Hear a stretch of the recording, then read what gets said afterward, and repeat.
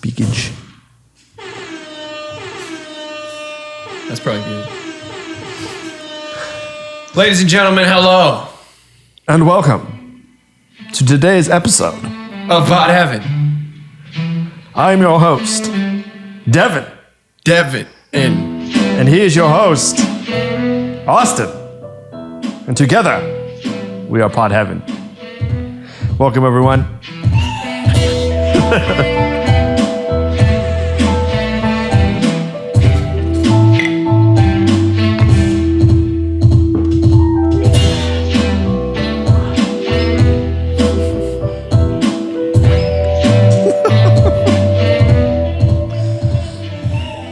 What's cracking, everybody? Episode 25, where we come alive. Yeah.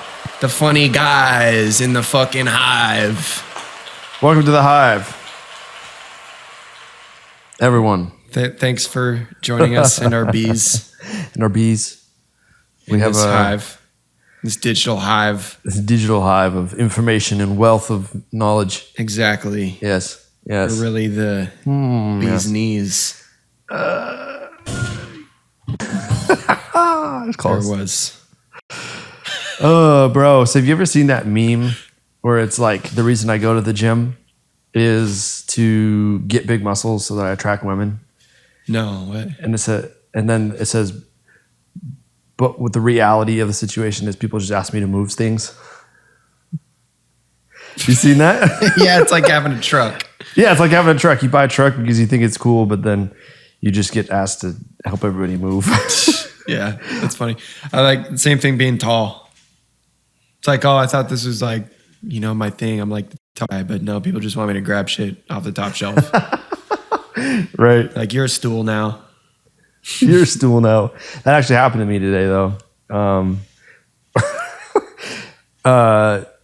Eric's sister is actually remodeling her house, and she just bought a bunch of appliances. So all of the appliances. Yes. So microwave, dishwasher, stove, and a fridge.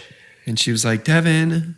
And they're like, Devin and Eric, can you come help us move and stuff? I'm like, yeah, sure, we'll do that. So me and Eric went over there this morning before the pod to help them move all their stuff. Yeah.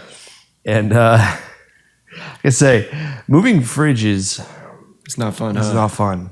No. We had this dolly that wasn't really meant for a fridge. Crappy dolly. With these little tiny wheels. Tiny wheels, big ass fridge. Big ass fridge. And then but the one thing that we did have was lifting straps to help. That's good. So you could pick it up from the bottom and not have to bend way over. But it's funny, one of the first, we got to the stairs where there's 4 or 5 steps leading up to the front porch that we had to get up. And so we get to that point and I'm like, 3, 2, I pick it up. Me and Eric were a little bit off on the timing. And the thing just goes, bam. Dude. Right into my forehead. It was pretty great. But that was great, huh? Yeah, it was pretty great. That was awesome. I just like getting hit in the head every once in a while. Yeah, dude, you got to just get nailed by a fridge every once in a while. Yeah, but just to remind you what it's like. That sucks, man. Yeah, but it was good though. Good experience. Yeah, it's probably grounding. Yes. Very grounding. Yes. Kind of come back to reality. But that's good, dude. Yeah. Yeah, dude, you got to help people move though. Because then when you got to move, then you need people to help you. Yeah. And if you're that guy that always just bails on helping people move, then, you're not going to get good moving karma. Plus it's like digging holes, builds character. Build character, man. You're not digging for anything. You're digging to build character.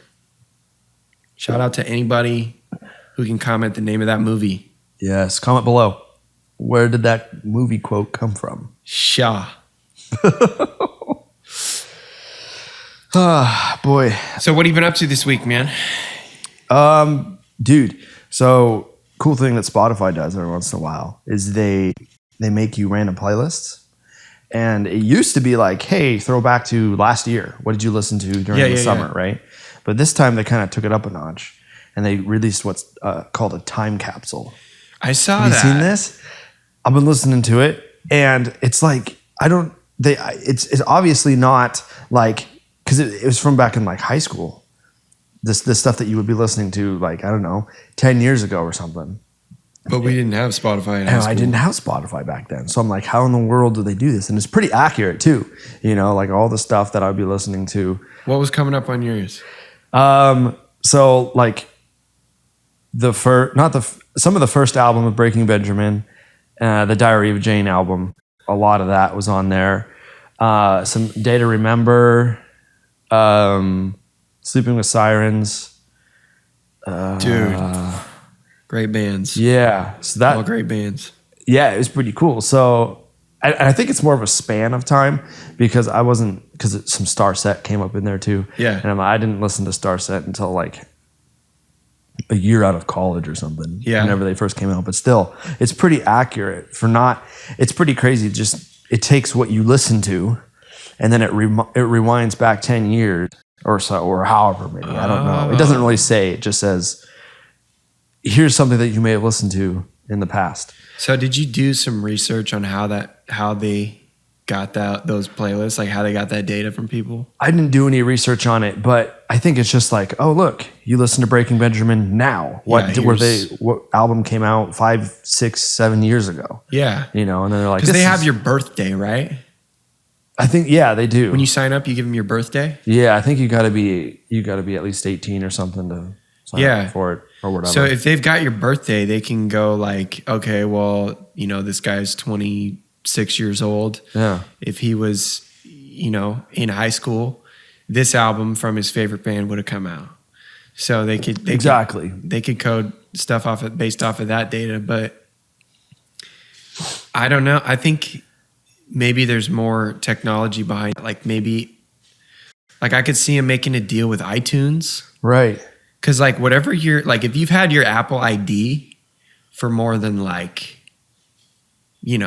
years, then, you know, they know what you were listening to on iTunes back in, 1995 or 2000. Right. Yeah, because there's like this band, I've never heard of it. Alex is on Fire. All one word is on there. I never listened to them. New Medicine, I didn't listen to them. Imagine Dragons, I Prevail. Yeah. Theory of a Dead Man, I didn't start listening to them until a couple years ago. But that's all on here, you know.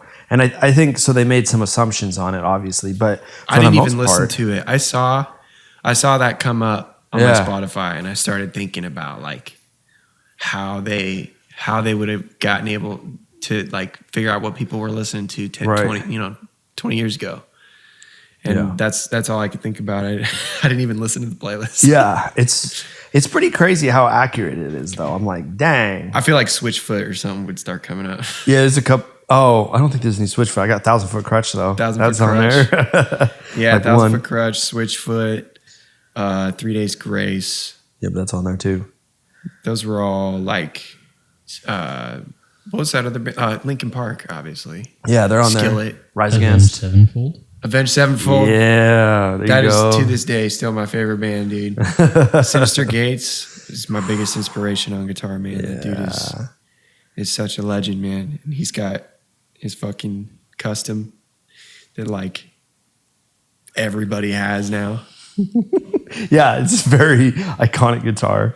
Not in Guitar Center in Portland? Schecter. I think there's like a cheap version of it that's like $800, and then there's like the full blown, like this is exactly how, quote unquote, exactly how he has it set up with all the hardware version of it. That's like 2,000 or something like that. Interesting. So I bet there's some controversy on like how do you know if one's the fake one or like not the fake one, but the.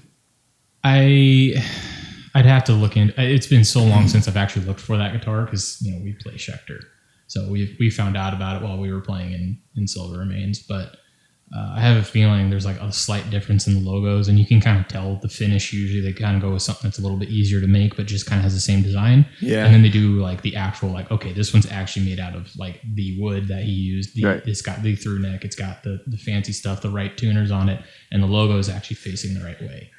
Yeah. So, yeah, it's the one's made out of plywood. Dude, I wanted that guitar. There's a lot of guitars I wanted, but I just didn't have the money.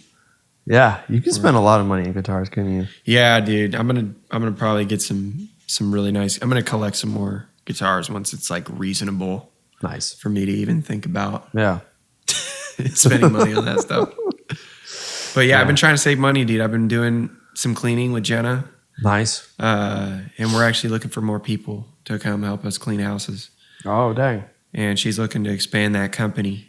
So I'm going to probably be helping her do that over the next few weeks here because, you know, if I can help build a company, you know, that's a great way to get leverage in the business world. You know? Yeah. I could buy that company someday. I could, you know, if I help build it, then I can, you know, anyways. I'm coming for you, Jenna. Look out. But yeah, dude, I've been trying to save money because I got to fix the brakes on my car. Yeah. I got to get some of that stuff handled. I just work 24/7, man. And if I'm going to be doing Postmates and stuff, I got to keep my car in good shape. And I can't just get enough money to get my groceries and then go to the studio. Right. And do fun stuff, you know. I got to get my bills paid first. So my parents don't got to keep paying my taxes. Dude, there's some really... Hashtag white privilege. Okay. There's a lot of really nice houses out there, though. Like, I've done a couple, like, Uber deliveries to, like, some of these houses up in Ridgefield. Boy. Ridgefield, like Oswego, too? Yeah, like Oswego. I went up to this one house that was just... I was like, dang, is there multiple people living here? And it's like, no, there's one person. And, you know, there's like a 15-car garage. It's crazy. 15 for real, or like 5 or probably 7? Closer to 8. 8, still. I was like, still dang. ridiculous. They had like 2 main entryways. Like you could enter the house up here, or you can enter the house up here. Yeah. That's so funny because I just went and cleaned this crazy huge house. Yeah. In like, I think it was in Gresham. Yeah, it was in Gresham. Yeah. And it was nice, man. I like roll up. There's like a Jaguar in the driveway and like this big ass motorhome. And this like lady comes out and apparently she like owns a CrossFit branch or whatever. And she's making that money? Yeah. She's got to do something else. Well, her husband's a sheriff. Okay. I don't know how much money he makes, but like just a fucking beautiful home, dude. The counters looked like they were made out of diamonds. He's selling all the drug money that he does from all the busts. That's right, dude. Yeah, man. I've heard about that happening before. That's a whole thing, dude. That's a thing. Like cops spending money on to boost their what's that car called that they drive? Oh, the patrol car? Yeah. It's a Ford. Oh, Crown Victorias. Crown Vic, yeah. Yeah, those are discontinued to be honest, but yeah, it's you got a couple options from the big 3 going on right now, but the Charger's kind of. Dude, I talked to this guy one time who was a cop, and he was telling me how he takes drug money and puts like NOS and stuff, just like random upgrades on his Crown Vic, so he can catch these fools. Do the drug busts and saying, yeah, we got 15 kilos from this one, and there's no, we got 16. That's so funny. Yeah. I was hanging out with my buddies from Battleground, and we were at Walmart looking for something for our cars. Yeah. And there was this guy there with his kid, and we just started talking to him, and he just happened to be a cop, and he just started telling us about how he does that shit. Are you serious? I feel like that stuff would get you fired, but I don't know. I'm watching too many movies, I guess. Yeah, dude. But if cops are making that kind of money, I want to be a cop, dude, because this house I was in was just bonkers, dude. They had this giant wooden, like polished sliding door in the master bedroom leading into the master bathroom. And the entryway to the bathroom was probably as big as it is between like your fridge and your counter right there. Okay. Yeah. That's the door. And then there's this big piece of polished wood. It looks like a barn door, like just a beautiful like wooden piece. And it slides over on this big, track. And their bed like just looked like it was just floating. Like to this day, I don't know what was underneath there to hold the mattress up. It was just like floating there. Unicorn dust. Just, like these people could be aliens, for Christ's sake. But yeah, so big ass sliding door comes over and you got the shower that's, it's got the removable head over here with a long ass hose, and then it's got the shower head over here, and it's like 10 feet high. Yeah. And it's just like, and then I look over at the mirrors and like I like look over at them, and then I double took because there's like this blue light on the mirrors, and I'm like, there's a power, it's like in the shape of a power button. Yeah. There's like a holographic power button on the mirror. Is that what that is? Yeah. You go and you turn it on and the TV comes on in the mirror. Dude, I didn't want to turn it on. I was scared. It might blow it up. I was like, dude, Cortana's going to come out of this bitch. Almost literally. Right. Smart mirrors are a thing, though. Dude, yes. Alexa's going to be like, just pop up while I'm taking a shower one of these days. Dude, like, Alexa, fuck! She's going to be some artificial intelligence sometime. Yeah. Dude. That's crazy, man. So I was doing that. I was cleaning that house, man. Just like daydreaming. Nice. The walk-in closet was like as big as my living room. And there's just hardwood floors in there, and like, oh man, it was beautiful, man. It was a beautiful house. We used to go and look at houses and stuff like that all the time, man. But I don't really do that stuff a lot anymore. I feel like as I've grown older, I'm not as like materially motivated. Mm-hmm. But that got me fired up, dude, to be in that house and to see that. Like, I really want to have a house like that someday. I don't care if Alexa's listening to me. I don't care if the government's spying on me through my mirror. Like. But you should care, Austin. I don't care, man. I'm on the grid, dude. I'm on the grid at this point, and I'm not getting off it. Yeah. But yeah, dude. So I've been working hard, man. I've been working 12-hour days. My whole fucking routine kind of got flipped upside down. And it's been hard to stay on track, honestly. I've been taking big-ass naps during the day. Just because I'm not used to getting up early and going to work like that. And I've been sore, dude. Like bench pressing and curling and working out and pumping iron and stuff is one thing. But then like getting on your hands and knees in a shower and like scrubbing. Yeah. And then like scooting over and like just like, and vacuuming, dude, like carrying the vacuum on my back, dude. I woke up like with pain in my back where I'm just like, dude, I didn't even know I had a back there. Like, you know what I'm saying? Dude, seriously.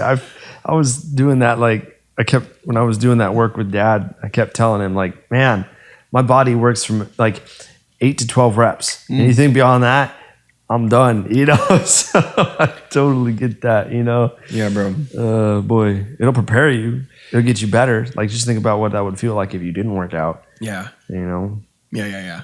But definitely. It's crazy. So that's been my workout lately. I have not been hitting the gym. I got no excuse, man. I just have not been doing it. Just haven't done it. Devin, you got to help me, man. I'm trying. I'm supposed to be in shape because of you. You're supposed to be my trainer, dude. What the fuck? I'm just kidding. What the fuck, man? No, dude. So you got to rest. You got to recover. Yep. You got to fucking work hard, but you got to make sure and stretch. You got to make sure and get candles. Get candles? Yeah, you got to have candles, dude. So working out, stretching, candles. Nice. Yeah, dude, because, that's what's helping me been helping me get focused lately. Pumpkin spice candles? Dude, it's fall, man. Gotta get those pumpkin spice candles. I'm all about the candle life, bro. Yeah. No, candles are fucking lit, dude. Literally. That's very true. In more ways than one. Dude, the candles I got lately, bro, they're just like, they smell so fire, dude. God. I was going to get this one that was like papaya mango. Anyways, enough candle jokes. You get the vagina one? Yeah. The vagina candle, dude. Yeah, like, what is it? I forget Gwyneth Paltrow. Gwyneth Paltrow. Yeah. She has that Root or something brand. Oh my she gosh. has wacky stuff on there. She's got weird stuff, man. Some pretty waxy stuff, dude. What Well, it's not just candles, but yes. Got some other stuff. Yeah. Oh, cool. I think one of them is literally just called Wet Vagina, is what it is. Wet It is vagina. my vagina, I think is Or what it is. something like that. And it was just That's that song. Anyways, no. moving on. I don't think that one actually says vagina, Moving on. though. No, it doesn't. Dude, I have some more. Okay, let's play a song. Okay. This is the podcast you got to listen to, you guys. This is real compelling content. We're talking about vagina candles.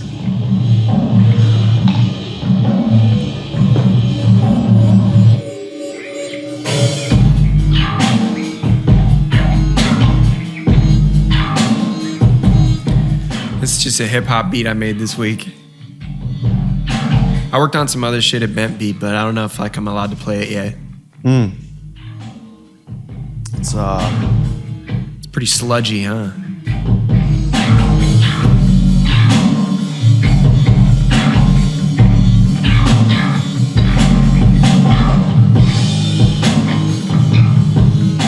Whew! So I did this song, Don't Want to Run, which is out on all platforms now. So you can click the link below to go find Oh it. yeah, that one. And I took some of the samples that I got from that because I played some bass on it. And then we ended up not hiring a bassist, but we had a bassist there on Third Thursday when we recorded it. And so some of my bass parts didn't get used. And some of our bassist's bass parts didn't get I blended them. I blended the two. Yeah. Right? So I used my bass that I recorded in his bass and cut them into different parts of the song. Wait, you can do that? Hell yeah, bro. You can do whatever you want, man. Bent Beat, the possibilities are limitless. But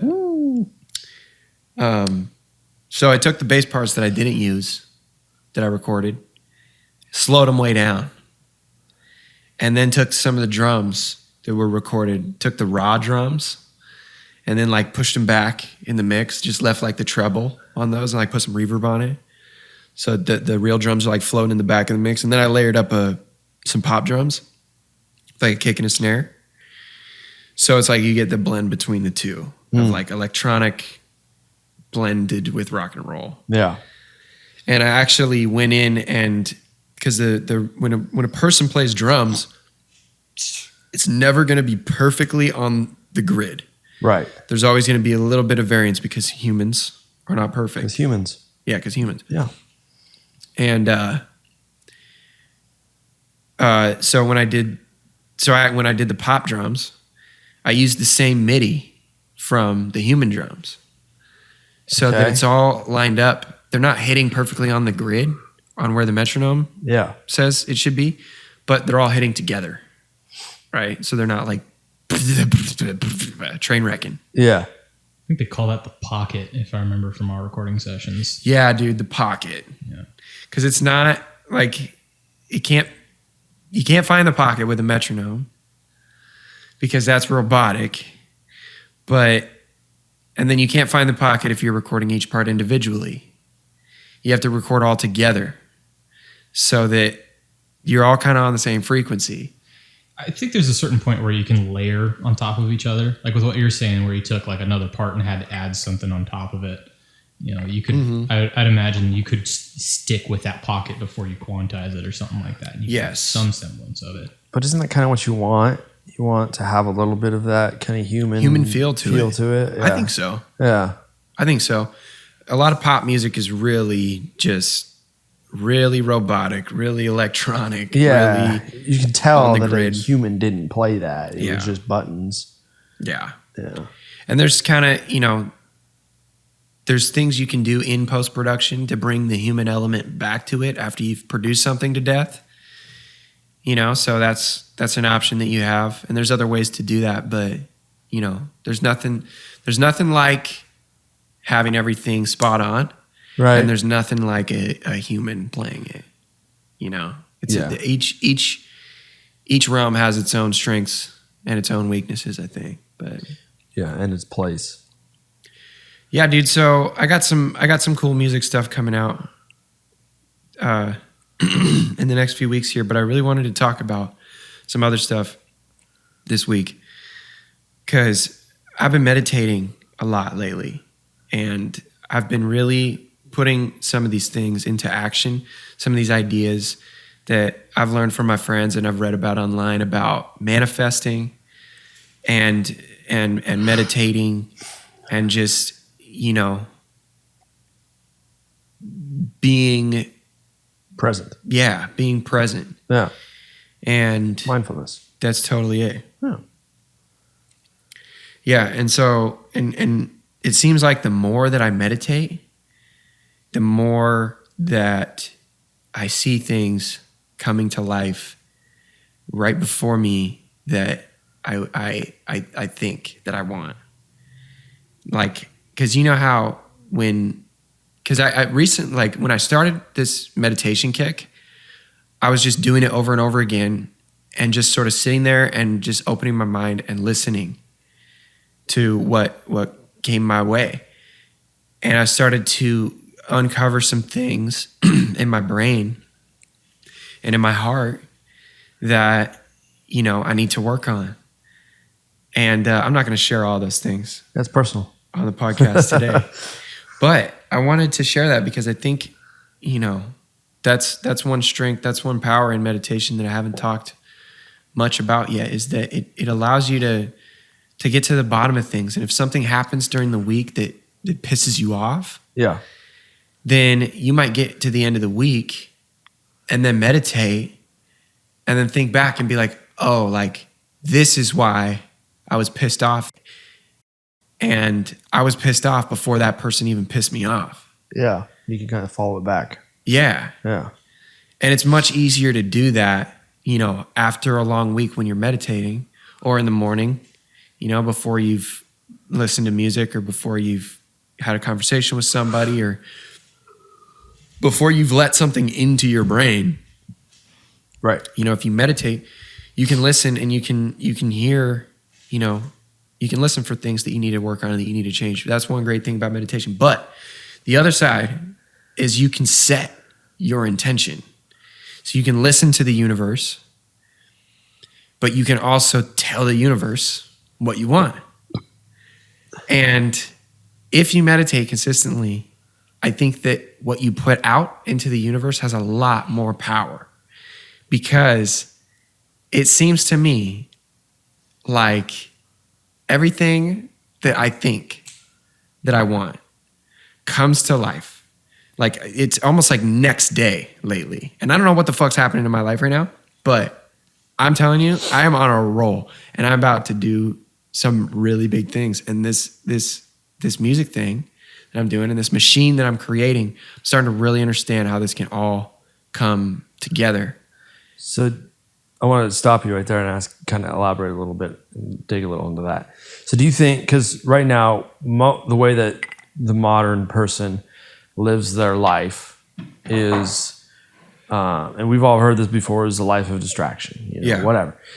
We're constantly, you know, there's the need to, like, you sit down and if there's a moment of silence, you have to pull out your phone, you got to check Instagram, you got to go from one thing to the next. You got to be, if you're you know, walking down the street, you got to have music going into your ears. You're driving to wherever you want to go, you got music, you got podcasts going in. Then when you're with people, you're constantly in this need to just like fill that void with, you know, words being said. And then whenever there's a time of just silence and just nothing happening, which is rare, it's usually filled with anxious thoughts or depressing thoughts, you know, full of, you know, things that are not healthy, right? And it's just so that you can kind of see what's going on there. Every single second of your entire life is filled with something, and it's distracting, because I don't know if you've ever been sitting someplace and then kind of woken up almost. You weren't sleeping, but you just kind of wake up and you like, because something happens, like a car accident happens, and all of a sudden, boom, you're just snapped into reality, right? And but without that happening, right, we're just in this constant state of distraction. Yeah. And then in that state of distraction, we don't see the things that we've been thinking about, the things that we want. We don't see those things actually happening. Yeah. But through the practice of mindfulness, meditation, whatever you want to call it. Sure, yeah. that stuff will slow you down. You can process the things, and then you can actually be present in the moment, and you can actually see the things that you've been speaking into the universe actually come up in front of you. Yeah. Not that it didn't happen before, it's just that you missed it because you were staring at a phone, or you were stuck in your head, or you were having a conversation with somebody. Yeah. Well, yeah, so I think, but even deeper than that, like I just wrote down in my book that I write in every day. Yeah. That I wanted to make more money. Mm-hmm. That I need some more fucking money. Right. Like I know everybody needs more money, but like I need more money right now, and I need to figure out how to get some more money coming in, because to take care of my car, I need to, have some money in the bank. I need to have some savings. Like, and then it was that day that Jenna hit me up and asked me to come help her clean. Right. And I was like, hell yeah, let's do this. And I keep seeing the numbers 11 and the number 47.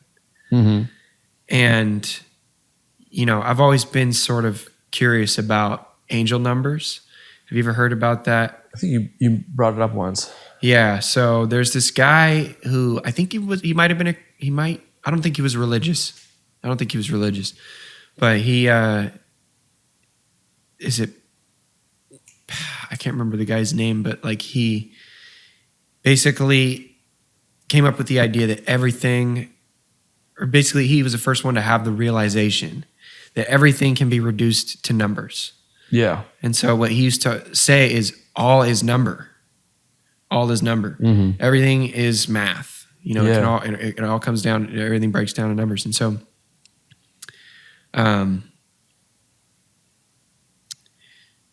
numbers can apply to life in a lot of different ways. And, he kind of came up with this idea that maybe spirits communicate with us through numbers. And I find that really fascinating. So I started looking up some of the numbers I see all the time. Yeah. I started realizing that, a lot of people believe that angels use numbers to communicate with us, and different numbers have different meanings. Right. And number 1 is like the number of manifestation. And that's why people make a wish at 1111. Okay. Yeah, that makes Lots sense. of ones. Yeah, lots of because ones. that's the only time that there's 4 digits on the clock, and they're all the same. You Right. know? And 1 happens to be the number of manifestations. So you say what you want at that time, to speak that out into the universe and to have it sent back to you. And I kept wishing for money at 11:11, because I saw it every single day. Yeah. For like a long ass time. I bet you if I counted the days, it would be 11 days, because this number keeps popping up in my life everywhere. And the number 47 as well. And number 47 is the number for angels, I think. Because my buddy, I haven't confirmed that, but my buddy Tavo is a rapper, and he reps the number 47 because he believes that he's like a chosen one in hip hop, and that angels are telling him this, and they're saying, keep going, keep doing what you're doing, because you're meant to do great things. And it just feels like lately the world is just telling me, dude, you're done suffering. You're done working ridiculous hours and not getting paid what you're worth. You're done like spinning your wheels. You're done going in circles. You can have whatever you want. You speak it and you can have it. Like, ask and you shall receive. So the number 11. So anyways, here's the number 11. It says, one of the meanings of 1111 is that the universe has sampled your thought sequence, and whatever you were intensely thinking about will manifest almost instantly in your physical reality. So after I kept seeing these synchronicities and these numbers popping up in my life, I Googled this and I figured out, I want to see what this means. Like, because I had heard from my friends and I kind of read some things about angel numbers, but I've never seen them popping up in my life so frequently. And I try not to read too much into it, because then you're just like looking around for numbers all day. Right. And you're kind of taking the magic out of it. You know what I mean? Like it's different when you look for that number and when you're like sitting at a red light and for no reason, you just have to look over here and there's a number, the address on that building is 11 or 47. You know, like that's a different type of experience than looking around for numbers all day. Yeah. So it says, so if you're feeling really good about the thoughts you're focused on, rest assured that the thoughts you are sending to the universe will manifest soon in your life. However, if you're having a thought that triggers an unpleasant feeling, you understand that you can shift your thought to a more positive one in order to attract a positive experience into your reality. In this event, okay, so a new paragraph, 1111 or 111 is a message from divine angel beings that you need to monitor your thoughts with greater attention and make sure you're focusing on the things you want, not the things you don't want. According to Delors' canons between death and light, thoughts are energy. Your soul manipulates energy. Thinking is the manipulation of energy. Hence, a thought is a willful act and it is powerful enough for creation. What do you think about this shit, dude? What do you think about this shit? My thoughts on the whole thing, I don't know, call me skeptic or whatever. Is I'm not going to call you anything, bro. Yeah. I totally want to hear it, man. I tend to go hear that stuff and go, that's interesting. You know, and then go, but we can't prove it in any way. You know, it's all just kind of, I know there's crazy coincidences have happened, you know. I mean, let's just go for the craziest coincidence of all and say that, you know, the Big Bang is what created everything, right?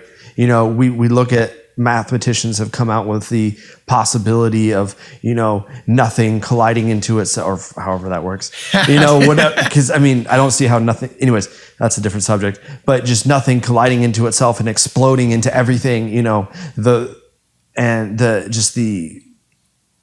total like chance of that all happening, that being an actual thing that could actually create things, that's a huge coincidence. And let's just say that, take that for example, and that could be very well, you know, and let's just say that was the thing that created the universe. If that was the thing that created everything that we see, then of course I would totally, there's looking over and seeing numbers and seeing that repetitive over and over and over again. It's like the whole thing that I see of like, I didn't know a BRZ existed, right? I didn't know that they existed. And then my buddy comes up to me and says, hey, check this out. This is a sick car. I'm like, dang, I like that car. And all of a sudden I start seeing it everywhere. Yeah. You know, but that's because it's in my brain and it's in there. So of course I'm going to pick that out. Yeah. But in reality, there's been 1 million BRZs all in front of me. There's also been 100 Toyota Camrys. There's also been 100 Honda Civics. There's always been you know, all these other cars in front of me all the time. But because somebody brought that up to me, a BRZ in front of me, now all of a sudden my brain is looking for those and I see them everywhere.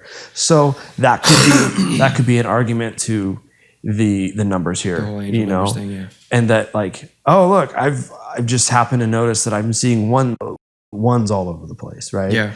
And now all this, and then I start to kind of see the pattern. So I look it up, and now it's on the forefront of my brain, and I see it all over the place. I mean, who's to say that's not happening? It's true. Who knows? It's very well. It's a good argument. And you know, I to that I would just say, I know. Right. I know. Yeah.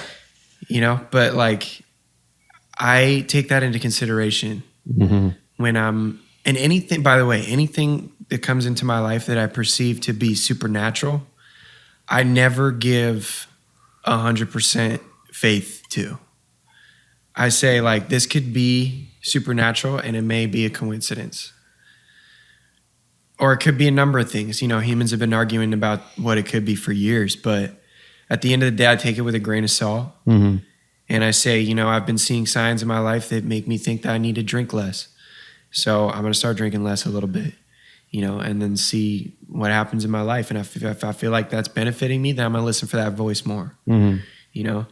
But like, I've been actually trying to get away from the numbers. Like I've been trying to shut it out. Yeah.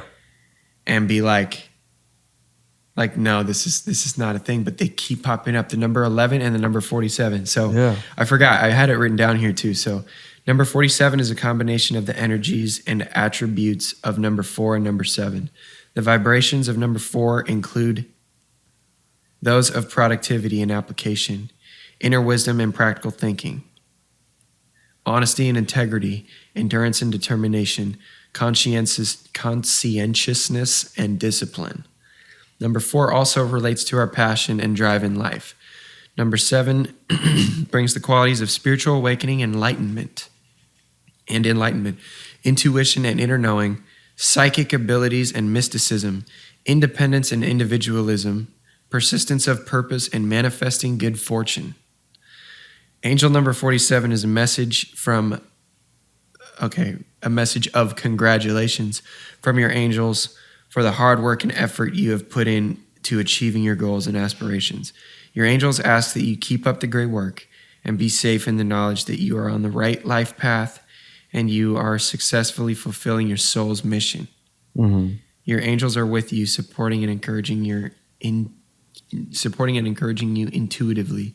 Angel number 47 is a message that the work you are doing towards your personal spiritual development and enlightenment are being encouraged and supported by the angels, ascended masters, and archangels. They applaud you on your progress and urge you to keep up the good work. And here's another funny note. Number 47 also relates to the karmic master number 11, because 4 plus 7 equals 11. So they're kind of similar in meaning. But yeah, dude. Yeah, because another thing that I was thinking about that way too is that, you think of computers and how they work, and you can correct me if I'm wrong on this, is that what it boils down to is just ones and zeros, right? Yeah. Yeah. Well, that's why it's digital technology. Digital technology. It's on and off. And our brains work similarly. It's a bunch of interconnected circuitry, and people have looked at the brain, and we can see you have a personality, you have emotion, you have what some people would even call a spirit, right? Because a soul, yeah. When somebody dies, there's something very different about that. Everything is still there, but there's something dramatically different, And what that really all kind of boils down to is just ones and zeros in the brain, just kind of working in all these things. So math, in a sense, right? So everything that we see, everything that's going on, you can kind of boil it down to numbers, right? So it doesn't surprise me in the slightest that humans, or how everything works, can be boiled down to specific numbers and stuff, and that's just kind of something that we can articulate, and that we can understand, and so it doesn't surprise me in the slightest that, we've given numbers, and maybe they even do have a significant meaning beyond just 2 straight lines, that we would call 11, or 1 straight line, which is a number, or 47, which equals 11, and it doesn't surprise me in the slightest, because heck, we don't. So I guess what I was going back to with the whole soul and spirit thing is that we got these ones and zeros, and we've got all these circuitry and everything that's making us a human being, right? But how does that manifest into a personality? How does that manifest into a soul? How does that work? And we don't know. The answer to that is we don't understand it. So there's so much about life, existence, and just everything that's going on around us that we don't understand. So it's true. A big part of that is also going to be just as physical beings, we have a limited perception, because our eyes can only see 3 dimensions, and we can only experience the passing of a 4th, and we can kind of guess as to what other dimensions are out there, right, for lack of a better term, because it's kind of hard to, it's almost impossible for us to truly imagine it, especially accurately. But I think there's a certain amount, like if you're religious, there's a certain amount of like, well, there's no way you can prove it. It's like, yeah, because no one can see it. I can't show you the measuring tape that can actually prove it because, you know, you literally can't perceive it. Yeah, right? Your eyes can't see it. You can't feel it. You can't hear it. Yeah. You might be able to kind of think about it and you think you kind of understand what it is, but at the same time, we're kind of stuck in a physical We're kind of stuck here, on this plane. Yeah, exactly. That's great. I'm glad that's kind of what I was alluding to, Eric, is exactly that, is that we're like 3-dimensional beings. Yeah. Human beings are in this dimension, and it is we're limited to this dimension that we can see. And unless you take acid. I mean, depending on who you talk to, I've never done acid, so I couldn't tell you. But some people would say that, that when you take these drugs and stuff, that it opens your mind up into the 4th dimension. But I think that like humans aren't necessarily meant to be seeing in the 4th dimension. I think that it's too much for us to. Our brains, our ones and zeros, our physical beings can't comprehend what a 4th dimension would be.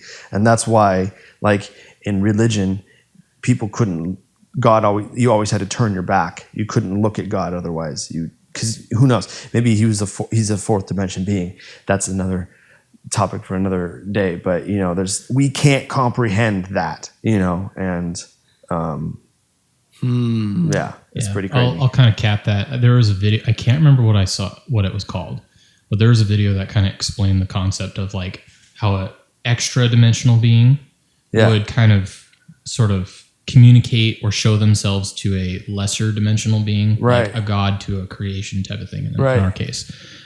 They were actually able to show it like if you had a 2D piece of paper. Right. And he had like people on it. There was a whole video that the guy explained it. And this was made back in like the 90s. Mm-hmm. And he's like, so here's a 3-dimensional apple. And then you see there's like a room down here, like it looks like a floor pan. There's some dots and they can point like up and down and they can point left and right.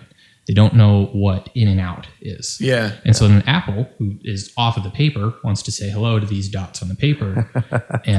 But they can't see the apple because it's not on the paper. And so when the apple tries to go into the paper, it's bigger than the paper. So you only see like a piece of it and it just apparates in the middle of it almost. Yeah. And then when it disappears, the thing doesn't know where it went type of thing.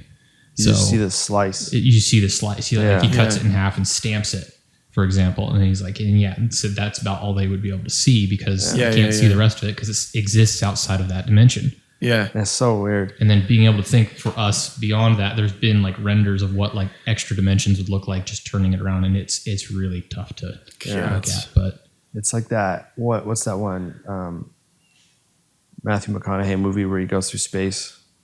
Interstellar, yeah. And he gets into that one room or like he gets into the black holes. You're talking about black holes. Yeah. He gets into this black hole and then all of a sudden he's like when we would go into Halo and you would get outside of the map and all of a sudden you can just like, for whatever reason, you can see everything all at once. And it kind of was like that. He was like inside of bookshelf and he could look through the bookshelf and he could see into the past. He could see into the future. He could see into that moment. He could see alternate dimensions all at the same time. It was just really super trippy. Trippy, huh? But yeah, dude. Well, I don't know how we got there, but we got into some shit in this episode, man. But yeah, dude, I really feel like I got a guardian angel watching over me and telling me that I'm on the right path and telling me that I just need to keep doing what I'm doing and all my hard work's going to pay off.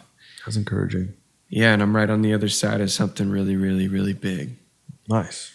Really, really, really big. So I've been working with this guy named Tim Rising, and he's got a song coming out pretty soon. And he's got a really interesting mentality about how he's attacking this shit. He watches what goes on in the world and he comes up with songs really quickly. So he might just be watching the news one day and then come up with a song. And he came up with this song by doing just that. And it's called Warriors. And he wrote it for the soldiers. Shout out to anybody who's ever fought for this country. You guys are awesome. Thank you. Yeah, here it is.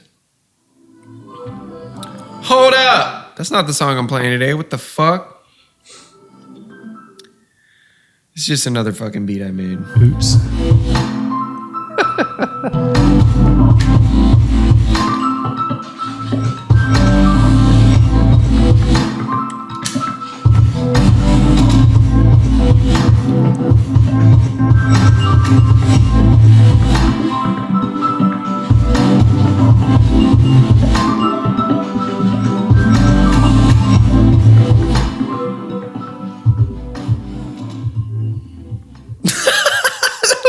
Awkward.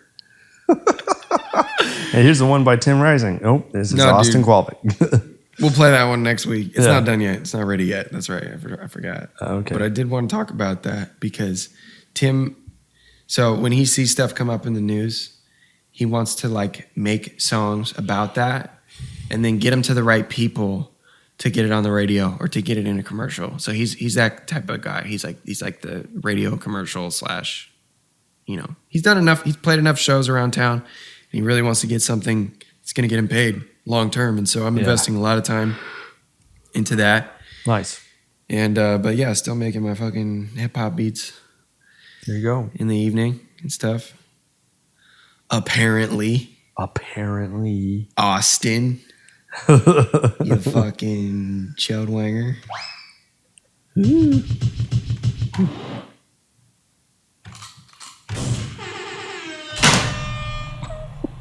See what I mean with these synchronicities, bro? Come on, man. That means I need to work out more. The synchronicities? Devin, you just don't understand, bro. You're just not enlightened like I am. Yeah, I'm not on your level. No, I'm joking. A lot of people are saying that these days, though. Woke. Wow. Woke is the word, dude. You got to be woke, man. If you're not woke... I don't want to be woke.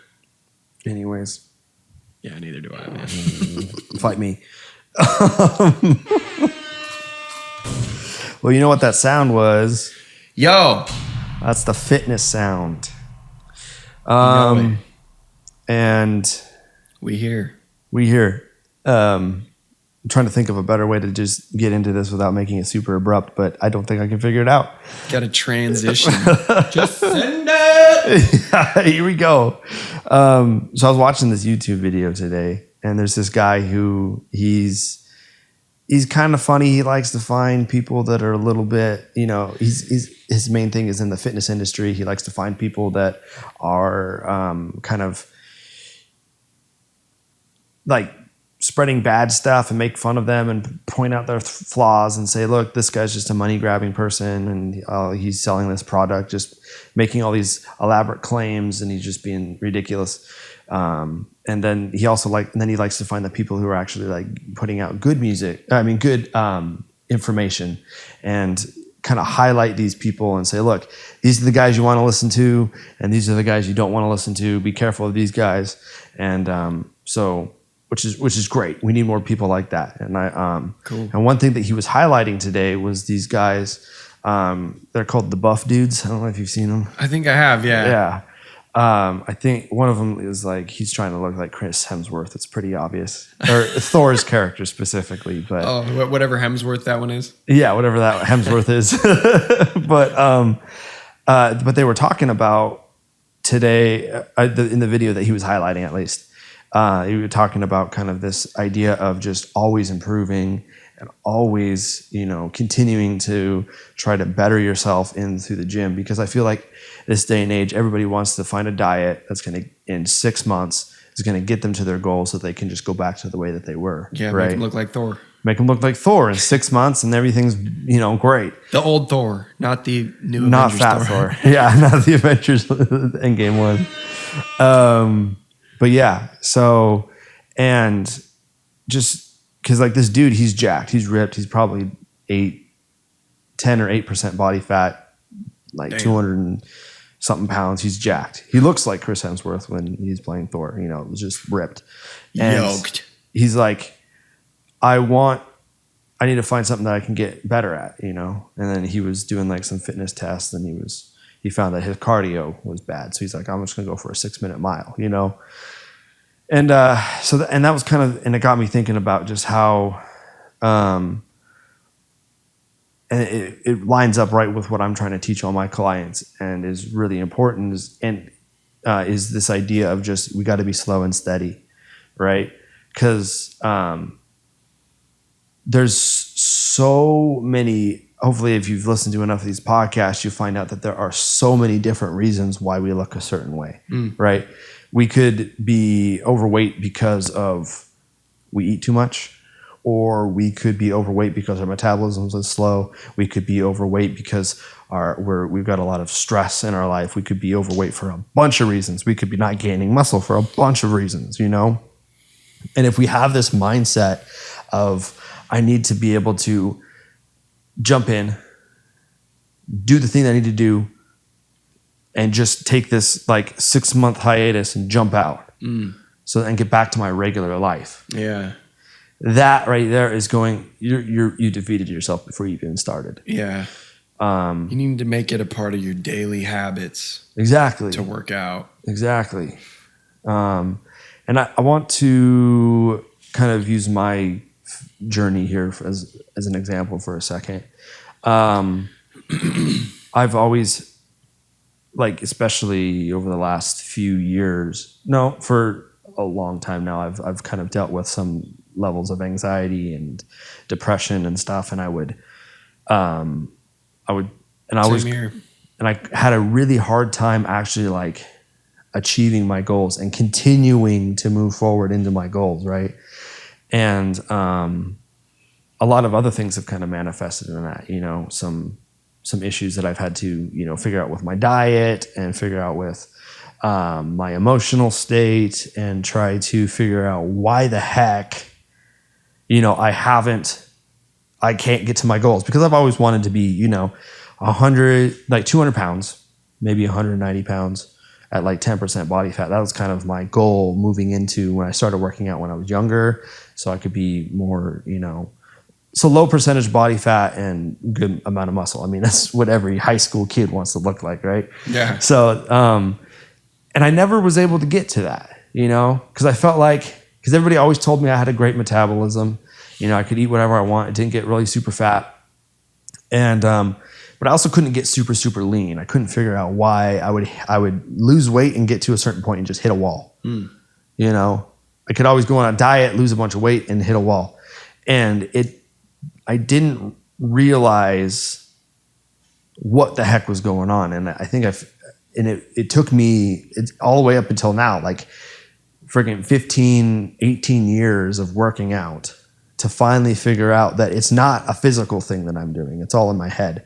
This mental state that I have, my thought patterns on my working out, which is finally let me kind of move beyond this barrier, because you can only get so far until you hit this mental barrier, right? So working on my mental state, so with my anxiety and my depression that I would fall into, right? And just be able to, and those things were keeping me going back to eating too much sugar, right? Yeah. Because I found that like I would feel this way, and then I would try to, and then it would kind of make it harder to resist eating junk food, you know, because I want to make myself feel better. So I would go and find the junk food. Fuck right? Yeah, dude. Jolly Ranchers, man. Yeah, Jolly Ranchers, Mountain Dew, pizza, all that good stuff, dude. You know? And I could never stay consistent. And it wasn't because I needed to will myself harder. And it wasn't because I needed to get more muscle so that I could raise my metabolism and burn more body fat. That wasn't the issue. I needed to figure out what was going on up in my head so that I could allow myself to actually have a little bit more capacity, mental capacity, to focus and keep myself accountable, right? And that was the biggest issue that I was having, right? And it's taken me 18 years to figure that out, you know? Okay. And if I would have had that mindset of 6 months, I'm gonna be at the place where I wanna be, I would get 3 months in, I'd probably be worse off than I was before, and then get frustrated and quit. Yeah. And it's because I think that it's gonna be this one and done type thing. Just get in there and try to just get to my goal, and I'll be set for life. Yeah, you know, then you can coast. Yeah, but it's this whole idea of just being, you got to be able to stick at it. You know, the slow and steady wins the race, like we've always been saying. Yeah, dude, freaking tortoise mentality. Yep. A bunch of turtles out here. Dude, I think, you said it at the beginning of this podcast too. Lots of people today struggle with anxiety and depression. Anxiety and depression, anxiety and depression, anxiety and depression. That's like, I just hear that like a broken record everywhere I go these days. And I think, there's like when I told my buddy's mom, we'll just call her like Medusa. Oh gosh. Oh boy. She's just, well, not Medusa. She's not a Medusa. She's like a Mary. She's a Mary. And Mary really helped me understand, my brain a little bit better, because she was like, no, you don't have anxiety. You are having anxiety. Yeah. Yeah. Anxiety is not it's hard to, you say anxiety is not a disorder today, and you get a lot of backlash. Yeah, you get pushed. Because people who have it are very, very, passionate about it, because it destroys some people's lives. And I'm here to tell you today that it doesn't have to. It's like, it just doesn't have to. You can overcome it. You can do things on a daily basis to keep your brain energized. If I lay around and I eat ice cream and I jerk off and I fucking, procrastinate, then yeah, I feel depressed. But if I get up and I work out and I eat breakfast and then I meditate and then I eat lunch and then I smoke some weed, like I feel good. Yeah. And, I think I like what you're saying, because you're saying, you said, well, I'm having anxiety. And then immediately you said, why am I having anxiety? And you said, it's not because of this. It's not because of this. Here's why.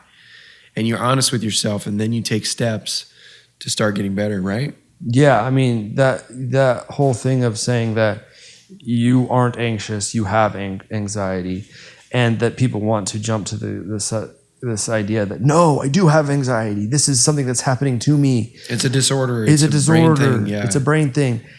And okay, I'm sorry. Let's first of all just say, I'm sorry you feel that way. I'm sorry that that's happening. Trust me, I get it. It sucks. It does. It is crippling. It is overwhelming. I'm sorry if you have anxiety or you have depression. It is horrible. Yeah. This day and age, we put doctors and we put medication and we put all of these things at such a high level. It's like that they have the answer. They have the answer. That is the answer. Yeah, exactly.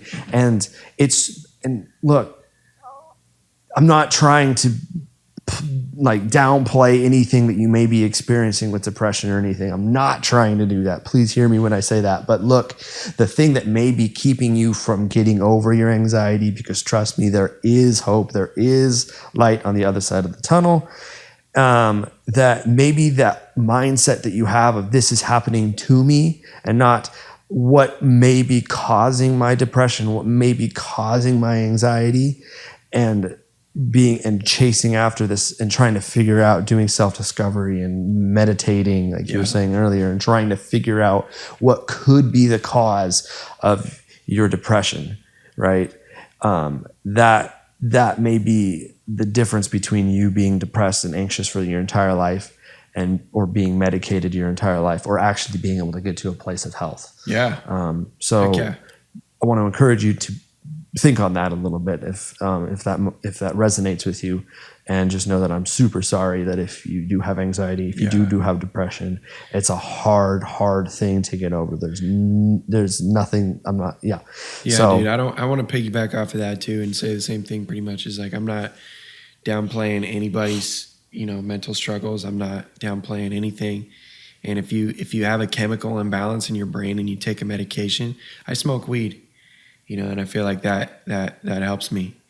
But, lots of people take a pill and they feel like that, that does it for them. And if you feel like you have to do that, then that's great. But look deeper, Figure out what is making you depressed, what is making you anxious, and what things do you, enjoy doing, and what can you do to get more dopamine flowing through your brain. Yeah.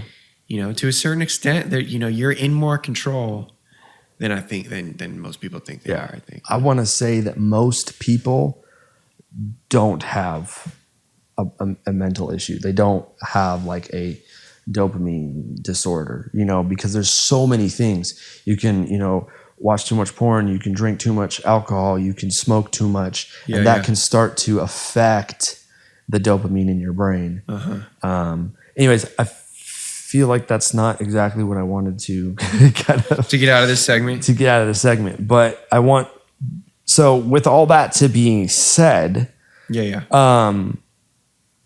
we need to kind of make sure we check ourselves at the door is basically what I'm trying to say. Check yourself at the door, figure out, do I have this mindset of just like quick, got to get on this diet, get on this workout program, buy this thing, take the supplement, whatever, and then this is going to get me to my goal, right? Yeah. Or am I really in this for the long haul? And am I really ready to, really dig deep and figure out what could be, what could be keeping me from getting to my, your goal, my goal? Because most of the time when somebody has an eating disorder and they're super overweight, it's not because they eat too much. It's because they have something else going on inside, So we got to look below the surface, figure out what could be potentially causing the issue, and make sure that we're in this for the long haul and we're ready to constantly be improving ourselves, constantly be in a place of self-improvement, and just know that this is going to be a long haul, because you never know. If you quit after 6 months, a year you could have had a breakthrough in a year, right? Or in my case, 18 years down the road, and that's not to say that I've never had any sort of accomplishment, like I can lift more weight than most people. Yeah, dude, you're a fucking power lifter, bro. Yeah, I can, do a snatch and clean.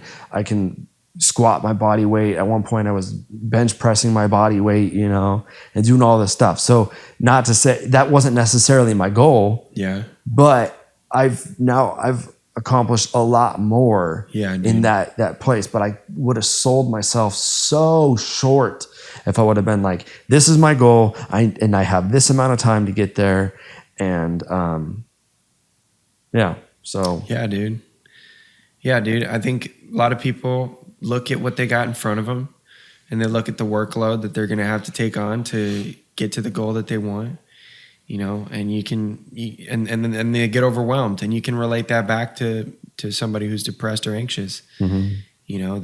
They're like, well, I'm anxious all the time, and now I never hang out with my friends because, I have so much social anxiety that I just don't even want to go out, and I'm procrastinating, and I hate myself now because I'm procrastinating, and it's like this crazy downward spiral. But like, and when you tell somebody like that to snap out of it, and you tell somebody who's that far down that downward spiral to be like, no, you just have to, it's all in your head, bro. Just forget about it. Yeah. Like that will drive somebody crazy. Yeah. Because they've been dealing with this for years, and trust me, I know how far you can engrave those thought patterns into your brain. Mm-hmm. But, if you take it slow and you set goals, you set small goals, and you say, well, I'm not going to get off my medication today and start meditating. What I'm going to do is I'm going to wait to take it until noon. I'm not going to take it at 9 a.m. and I'm going to meditate before I do it. And you start making little goals or setting little goals to get closer to your main goal, Yeah, exactly. Don't think that, I am depressed, I am anxious, I am fat, I am out of shape. Don't think of that. Think that I have anxiety, I have depression, I have fat, excess body fat, and start to ask yourself, what can I do to change that? And dig deep, realize that this is going to be a bit of a long haul. You're never stop improving, never stop growing, never stop pushing forward, and realize that it is okay to take a long time to get to your goal. It's fine. You know, right. All these people on Instagram who say they have this overnight success, they say they had this big epiphany. That is the 1%. 99% of human beings have to take a long time to get to their goal, and that is okay. It's fine. That's There's nothing wrong with that. The people who have got that overnight success, they need to never stop growing, you know, because otherwise they're going to lose it. So that's a word of caution to those people. Yeah. If you find yourself overnight success, never stop moving forward either. And then just be patient with yourself. Be okay with the journey and where it's going to go. And as long as you never quit, you'll get there eventually. So that's right. And that should be. I say that as encouragement, not as to try to get you down. So there you go. Anyways, Austin, what do they got to do? Bruh.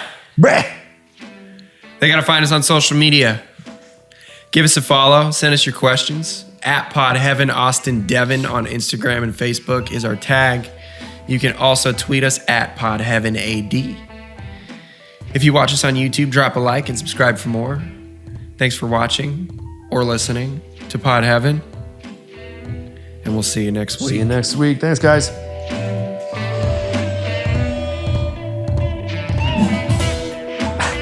That one didn't work.